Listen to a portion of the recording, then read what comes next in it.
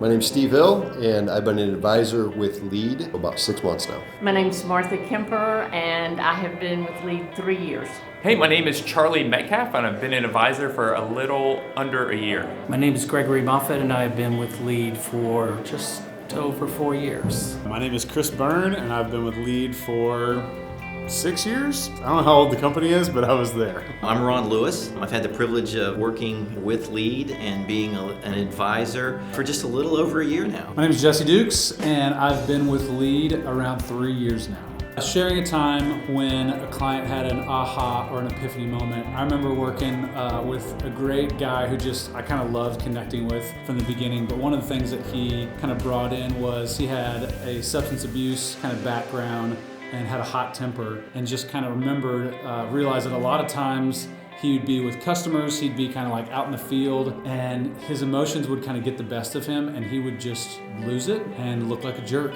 And one of the things that we really talked about was he had this sobriety chip that he worked really hard on, and it was, kind of like something that he had put a ton of value and hard work into. And one of the things I challenged him on was to say, like, man, listen, like that coin represents like your value. It's something that belongs to you and is personal to you.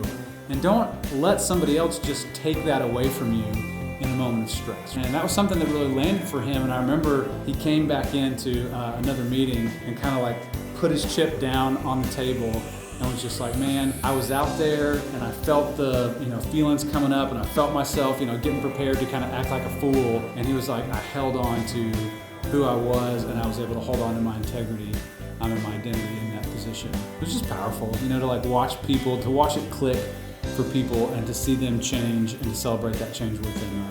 It's pretty fun.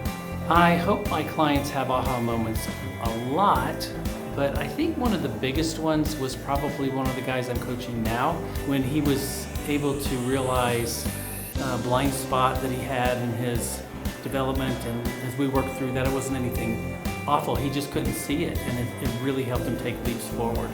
Being able to work with people and different fires that we'll call them, so the purpose fire, and just being able to say, hey, here's a different approach, and to think to yourself like, well, I'm not sure if that's going to work or not, and then to check back in a month later and they're like, hey, I tried this and it worked. So just really fulfilling seeing those moments when they put those ideas into action.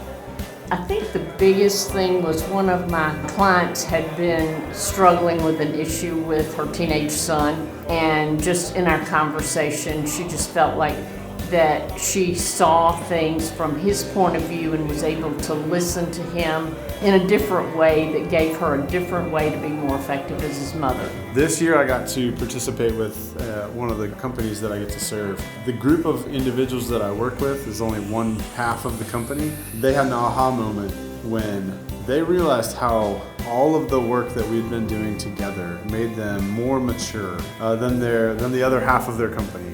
It was hard to put words to it, but they could tell that they were more self-aware, the way that their interactions mattered and impacted each other.